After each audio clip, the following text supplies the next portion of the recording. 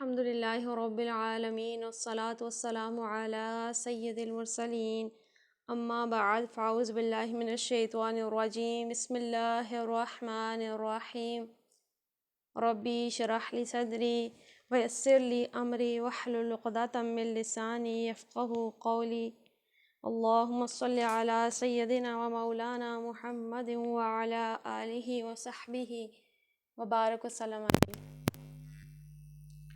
آج کل ہم نے کیونکہ کچھ والدین کے حقوق پڑھے تھے، تو آج انشاءاللہ عز و جل ہم کچھ اولاد کے حقوق پڑھیں گے۔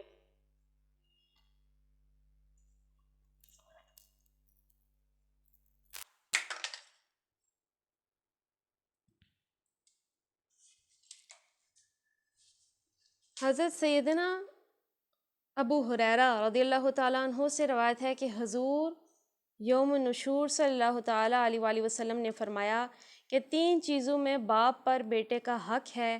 پہلی چیز بچے کی ولادت پر اس کا نام اچھا رکھنا، دوسری چیز ہوشیار ہونے پر اسے قرآن کی تعلیم دینا، تیسری چیز بلوغت پر پہنچنے پر اس کی شادی کرنا۔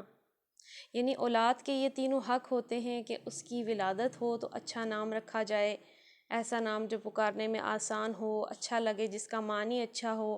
پھر اس کے بعد جب وہ جو ہے اس کو عقل شعور آنا شروع ہو جائے تو اسے قرآن کی تعلیم دی جائے، قرآن پڑھنا سکھایا جائے، اس کا معنی سکھایا جائے، تعلیم اس کو دینا شروع کر دی جائے، اور جب وہ بالغ ہو تو اس کی شادی کی جائے۔ یہ تمام حقوق جو ہے اولاد کے ہوتے ہیں والدین پر۔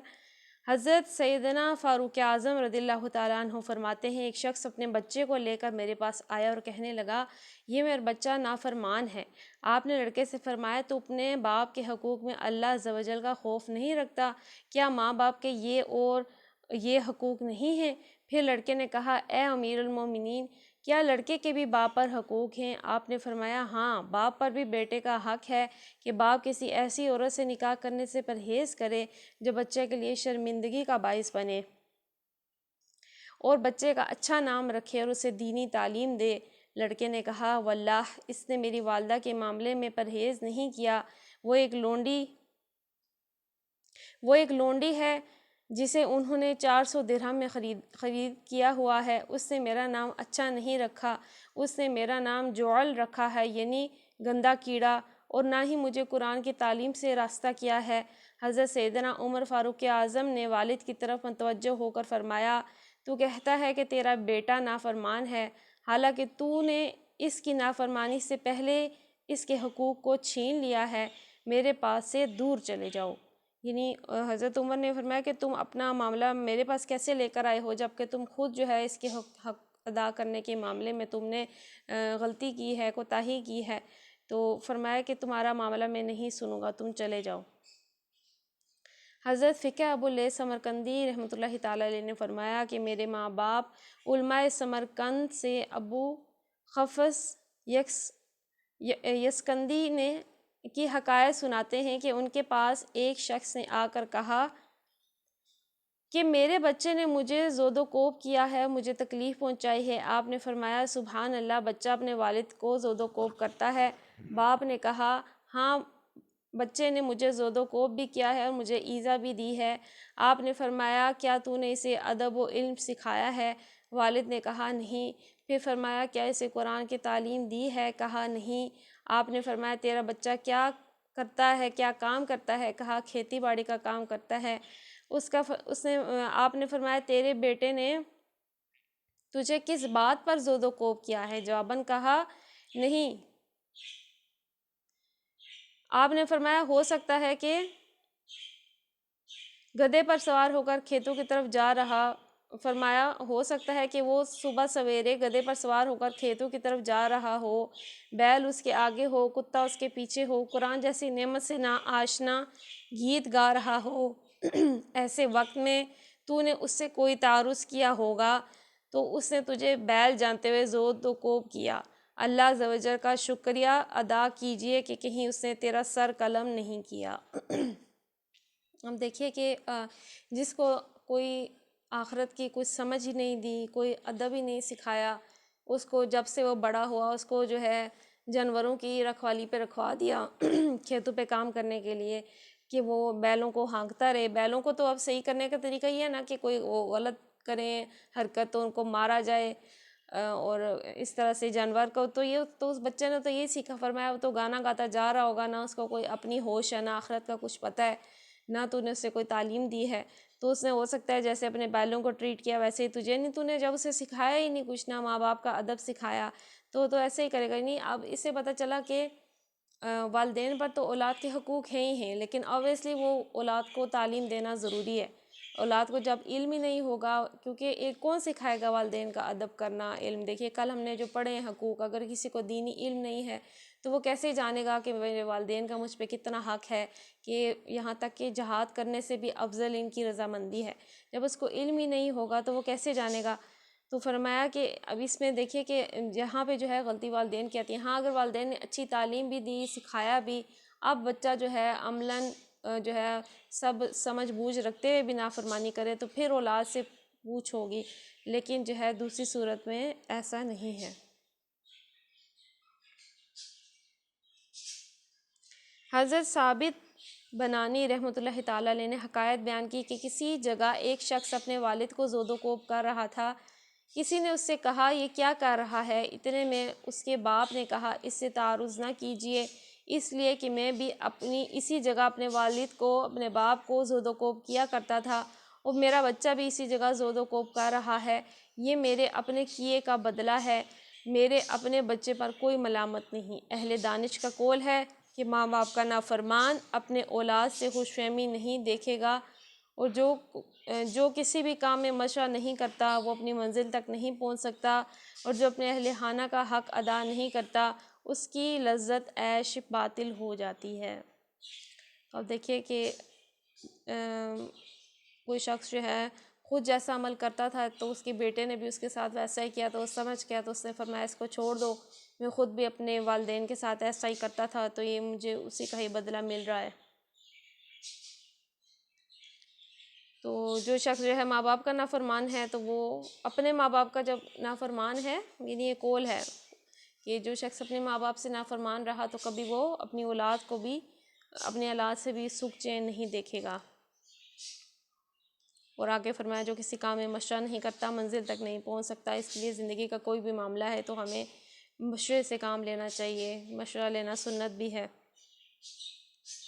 اور جو اہل خانہ کا حق ادا نہیں کرتا، ان کی نجائز ضروریات پوری نہیں کرتا تو وہ اس کی لذت عیش باطل ہو جاتی، نہیں وہ پھر عیاشیوں میں اس کا مال ایسے ہی اڑ جاتا ہے.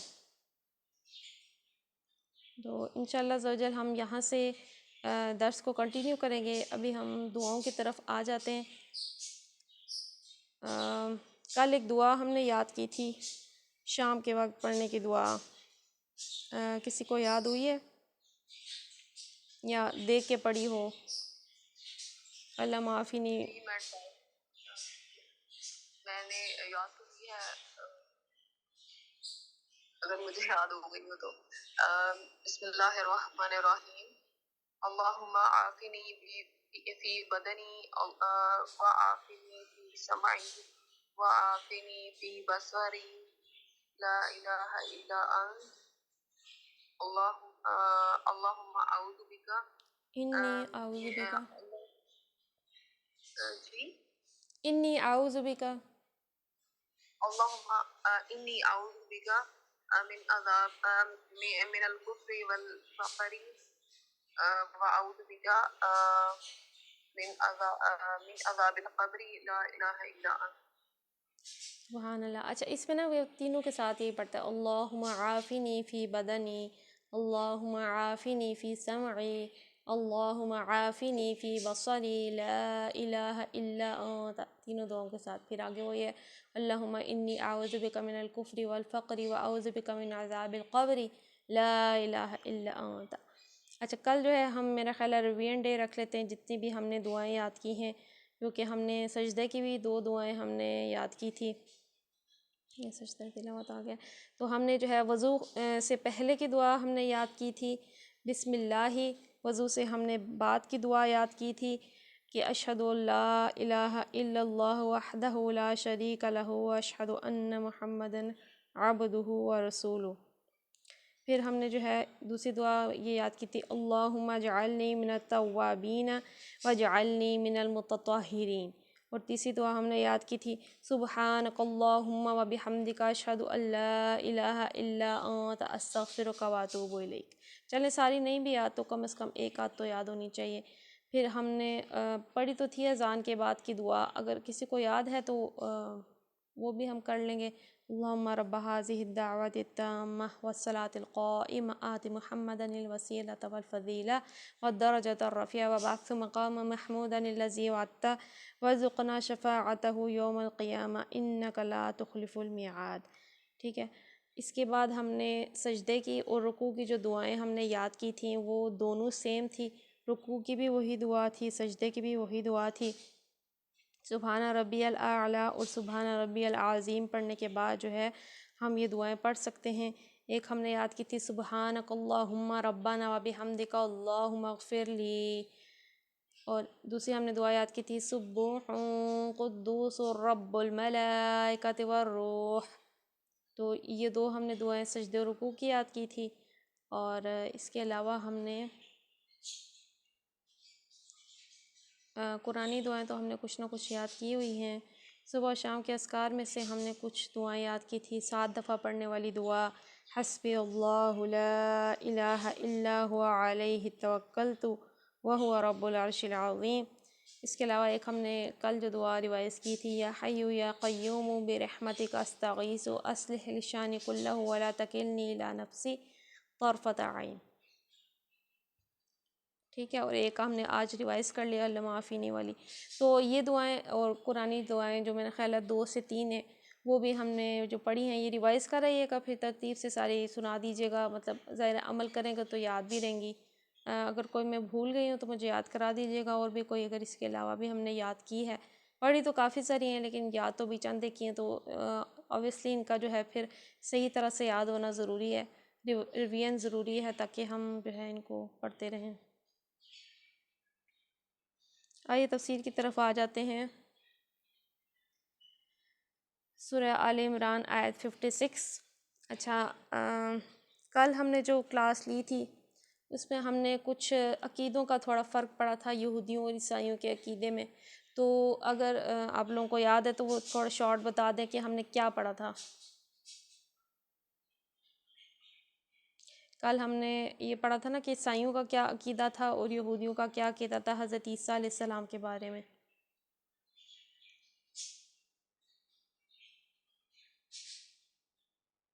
ارم آپ کو یاد ہے ہم نے کیا پڑھا تھا کل؟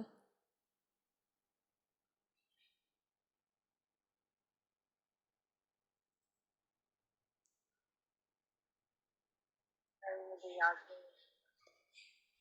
کہ دو جو ہے نا جو ہے مذاہب ہیں جو دنیا میں ابھی بھی مطلب پائے جاتے ہیں، کرسچن تو سب سے زیادہ پائے جاتے ہیں، عیسائی۔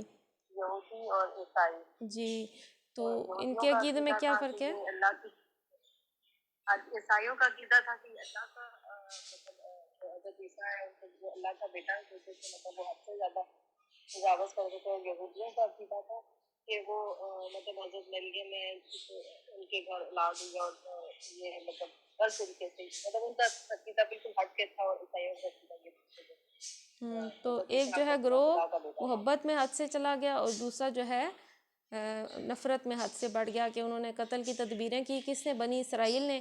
بنی اسرائیل جو یہودی ہیں وہ جو ہے ہر دور میں نبیوں کا قتل کرتے رہے ہیں معاذ اللہ، اور جو ہے نبیوں کی دشمنی رکھتے رہے، اور عیسائی جو تھے یہ ان کی اتنی محبت کی اللہ کے نبی کی کہ حد سے ان کو بڑھا دیا، ان کے مرتبے سے بڑھا دیا، شرک کی طرف چلے گئے، ان کو الہ بنا لیا، ان کی والدہ کو الہ بنا لیا، یعنی خدا کا بیٹا یا خدا کی بیوی معاذ اللہ بنا لیا۔ تو یہ ان میں فرق تھا۔ تو جب انہوں نے یہ سازشیں کی تھی ان کے خلاف، تو کل ہم نے یہ پڑھا تھا کہ اللہ نے فرمایا تھا کہ وہ حضرت عیسیٰ کو واپس بلا لے گا، جیسے کہ اللہ نے کہا کہ اے عیسیٰ میں تجھے واپس لے لوں گا اور تجھ کو اپنی طرف اٹھا لوں گا، اور جس نے تیرا انکار کیا ہے تو ان سے جو ہے میں تجھے دور کر دوں گا، اور تیری پیروی کرنے والوں کو میں قیامت تک بلندی عطا فرماؤں گا، اور پھر تم سب کو میرے پاس آنا ہے۔ آج ہم نے آیت نمبر 56 پڑھنی ہے۔ اعوذ باللہ من الشیطان الرجیم بسم اللہ الرحمن الرحیم فأما الذین کفروا فأعذبهم عذابا شدیدا فی الدنیا والآخرہ وما لهم من ناصرین۔ فأما الذین کفروا، پس جن لوگوں نے کفر کیا، فأعذبهم سو انہیں عذاب دوں گا، عذاباً شدیداً سخت عذاب دوں گا، فی الدنیا دنیا میں، والآخرہ اور آخرت میں، وما لهم من ناصرین اور ان کا کوئی مددگار نہیں ہوگا۔ جن لوگوں نے کفر و انکار کی روش اختیار کی ہے انہیں دنیا و آخرت دونوں میں سخت سزا دوں گا اور وہ کوئی مددگار نہ پائیں گے۔ یعنی کہ جو لوگ کفر کریں گے، کفر کی روش اختیار کریں گے، کفر کی روش تو اس طرح سے ہے جیسے کفر کی کوئی طریقہ اختیار کرنا، کفر کی کوئی کاپی کرنا، اس کو کفر کی روش کہتے ہیں۔ یعنی کوئی بھی اس میں طریقہ آ جاتا ہے، ہم نے جو بھی کفریات پڑھی ہیں تو اللہ اسے دنیا آخرت دونوں میں سخت سزا دے گا اور وہ کوئی مددگار نہ پائیں گے۔ آیت نمبر 57۔ وَأَمَّا الَّذِينَ آمَنُوا وَعَمِلُوا الصَّالِحَاتِ فَيُوَفِّيهِمْ أُجُورَهُمْ وَاللَّهُ لَا يُحِبُّ الظَّالِمِينَ۔ وَأَمَّا الَّذِينَ آمَنُوا اور جو لوگ ایمان لائے، وَعَمِلُوا الصَّالِحَاتِ اور انہوں نے نیک اعمال کیے، فَيُوَفِّيهِمْ تو پورا دے گا، أُجُورَهُمْ ان کا اجر، وَاللَّهُ اور اللہ لا يحب الظالمین دوست نہیں رکھتا ظالموں کو۔ اور جنہوں نے ایمان اور نیک عملی کا رویہ اختیار کیا ہے انہیں ان کے اجر پورے پورے دیے جائیں گے، اور خوب جان لے کہ ظالموں سے اللہ ہرگز محبت نہیں کرتا۔ یعنی اب اللہ تعالیٰ کی قرآن میں یہ سنت ہے کہ جہاں کہیں عذابات کا تذکرہ ہوتا ہے تو اس کے کچھ دیر بعد یقیناً جو ہے ایمان والوں کا اور جنات کا اور ان کی اللہ نے ان پہ جو اجر جو ہے ان کو دینا ہے اس کا تذکرہ ضرور ہوتا ہے۔ تو کیونکہ پچھلی آیت میں تذکرہ تھا ظالموں کا، جیسے کہ فرمایا گیا کہ جنہوں نے کفر کیا اللہ سخت عذاب دے گا، یعنی اب اللہ کا عذاب شدید ہے، وہ عذاب شدیداً یعنی سختی والا عذاب ہوگا، وہ برداشت نہیں ہو سکے گا، آگ کا عذاب ہوگا اور طرح طرح کے عذابات جو ہم نے قرآن و حدیث میں سنے ہیں، اور ان کا کوئی مددگار بھی نہیں ہوگا، یعنی ان کو وہاں سے کوئی بچانے والا نکالنے والا نہیں ہوگا۔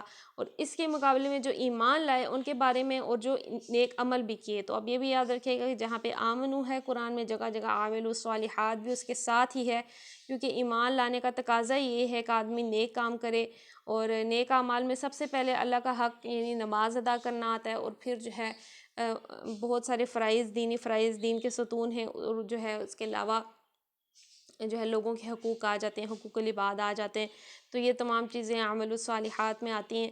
تو جو لوگ ایمان لائے اور عمل الصالحات کہ انہوں نے نیک اعمال بھی کیے تو اللہ ان کو پورا پورا اجر دے گا، اللہ تعالیٰ ظالموں کو دوست نہیں رکھتا۔ آیت نمبر 58۔ ذَلِكَ نَتْلُوهُ عَلَيْكَ مِنَ الْآيَاتِ